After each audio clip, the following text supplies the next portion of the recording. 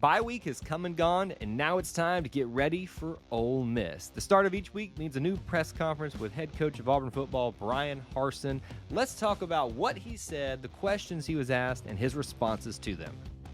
Welcome to the E2C Network, where the Auburn family speaks. Our content here and on our podcast network may tend to be Auburn sports heavy, but if it's orange and blue, it's what we do. If you're new to the channel, be sure to hit that subscribe button so you never miss any content. Thank you to members of our booster club like Dustin Smith, who help produce videos like this. As always, I want to remind you to go check out the press conference for Coach Harsin in full. You can find that on Auburn's social media sites, and there's other media entities out there that provide that as well, just so that you have the full context and don't take anything that I say as gospel truth. This is my interpretation of what was said and the impressions that I took away from it. Speaking of which, I always kind of like to share what I kind of felt about the press conference, because I think there's something to that a few times. And again, I think similar to last week, if you noticed, he didn't have a traditional press conference, but he kind of held an impromptu one outside of the Birmingham Quarterback Club at that event he was at. He seemed very upbeat, very chipper, I might add. And I got that impression here as well, which is interesting, right? Well, there's a lot of rumors and circulation and controversial issues out there for Auburn at the moment, and he seemed very upbeat about what's going on. That tells me something about him focusing just on the football stuff and the way that might be trending. Might be reading into that just a little bit. That's just kind of how it feels. All right, so getting into what he said, usually starts off with addressing the past game. Now, it's been 2 weeks since Arkansas, and he kind of already did that in the impromptu press conference last week. He did address that he was still impressed with the win for the players. They had some good momentum moving forward after that game. His players for the week he addressed were Bo Nix, Zacoby McClain, Killian Zaire, Colby Wooden, and Shed Jackson. He was very complimentary about Killian Zaire and even addressed that he's had another great week of practice. More on him in just a little bit. He addressed what they did during the bye week. 3 total practices for them, but they were focusing on health, meaning getting healthy, and conditioning. A lot of the stuff that you would see them doing and participating in during spring training. Got a chance to kind of go back and do a little bit more of that. Also, got to rotate in the young players for a lot more real reps, not just scout team reps, but actual reps that they would utilize in a game if they were participating. He also did say that some of the red shirts that we are probably anticipating happening, whether it be a quarterback, offensive line, wherever you look around, that we're kind of getting to the point where some of those haven't used any game time playing yet that they have eligible to participate before they lose the red shirt. So you're probably going to be seeing that later on this season, which is a great thing for depth. The regulars did get some work in, but again, their main focus for them was their health and conditioning going into the last half of the season. Addressing Ole Miss, a lot to say about them, specifically Matt Corral. Just said that he is a very good football player, and obviously as the Heisman frontrunner, you would expect him to say that. Their offense is very good, but the interesting thing that's coinciding with that is how the defense for Ole Miss has been stepping up of late.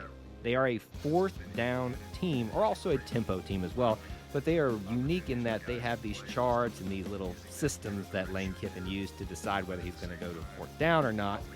And usually, he does it more than most teams, which makes this very interesting. We'll talk about that in just a second.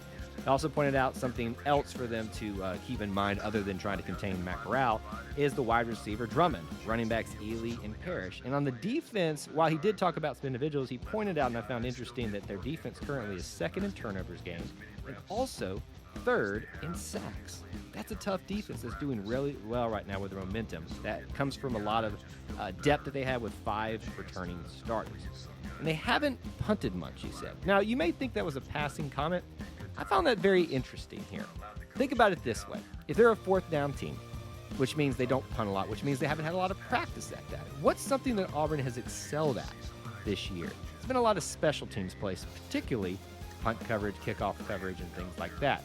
Might be something that we want to focus on exploiting this week. When taking questions, he was asked about thoughts on Corral a little bit. He described him as tough and that he makes great decisions owing to the fact that he's only had 1 interception thus far this season. Now, he called him a football player, and what he meant by that is he's not just a quarterback, but he's a football player. It's the way he runs the ball, passes the ball, the decisions he makes. He's just a guy that you look at and he said he is just built to play football because he is just that good. And it would make sense. He's the Heisman frontrunner. He was asked about how they prepped for the bye week, and he did say that they felt like we got better throughout this week. And sometimes you don't see that happen. You see teams take kind of a week off and really, kind of take a step back in some cases. We won't know if that's true until they actually get out there on the field against Ole Miss. But he said that they thought that they did take everything seriously. While they maybe physically, for health reasons, took a step back, mentally, preparation-wise, they did not, and everybody seems to be on board with moving forward.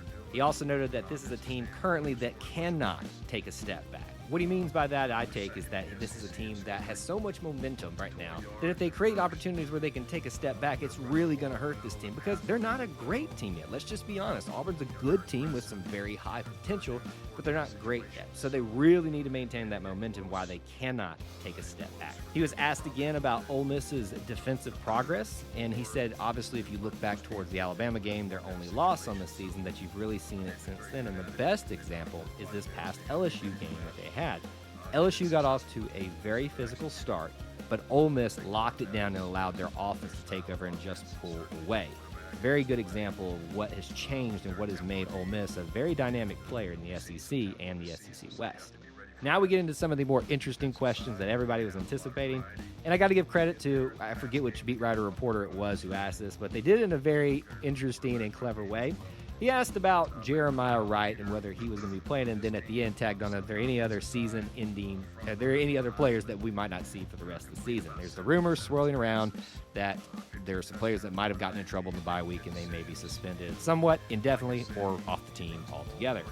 No confirmation in terms of the other players. He just said there's no other season-ending injuries to address. Now, that's probably why he said that specifically, but let's just kind of leave it at that for now. But about Jeremiah Wright, the thing I found interesting, he just glowed almost when he talked about Jeremiah Wright and how much he wishes he could be out there right now. It tells you the type of talent he has. If you forgot, he has an ACL injury that he's been working back, so he is doing some things with the team, but he can't do the traditional reps and risk injuring that ACL any further. And of course, the question everybody was anticipating, vaccine. Coach, have you taken it, and will you disclose that to us? There's an obsession out there and outside of football as well, but with everybody knowing everybody's medical history, kind of wish that would stop, but hey, that's just me and that's just my opinion. Of course, Coach said that, as he said when he was asked this in summer, he's not going to disclose himself or any other member, player, staff, anybody that's under his control, anything about them and their medical situation as pertains to that. Let the speculating begin.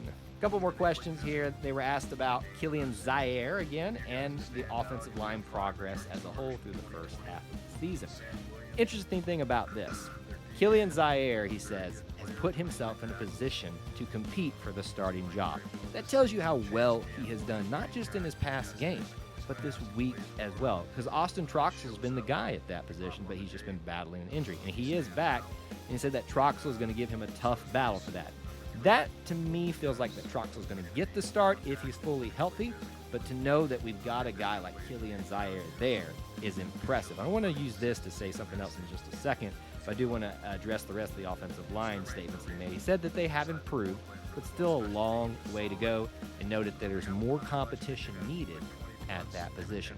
Probably some depth things, needing some other players to step up and push the starters now to keep them getting better, but to really figure out who is the best offensive lineman for us to have. Now, what I wanted to say about working off the Killian Zaire statement is about guys being ready. And that, to me, cannot be understated. And I want to use this to compliment TJ Finley, because I am one of the guys and somewhat criticized for being overly positive about Bo Nix, to a fault, mind you. But I've never been down on TJ Finley just because I've been high on Bo Nix. But the thing that I am most impressed with, whether it's Bo Nix, whether it is Killian Zaire, is these guys are ready when their moment comes. That makes me feel really good about this team, so that if something were to happen, say a player goes down with injury or just doesn't perform, and such is the case for Bo in Georgia State, we've got guys ready and talented enough so there's not much of a drop-off. So whether it's Killian, whether it's TJ, that's a very encouraging sign for me. And last question was asked about what they did during the off week to continue to improve the running game. Said the bye week allowed them to work on some things that weren't necessarily working in the game, figure out why that was. He said it really comes down to how you respond to those certain sets. And Ole Miss is going to be quite a challenge figuring that out. Now, to kind of wrap all this up, I'm going to use that last question that was asked about the run game and kind of go back to the whole punt situation as well, where I kind of feel like this is going for Auburn versus Ole Miss. Again, this might be just a little bit of a step out on my part, but I'm feeling pretty good about it, so I'm just going to say it. I think this is going to be Auburn's best run game of the entire season.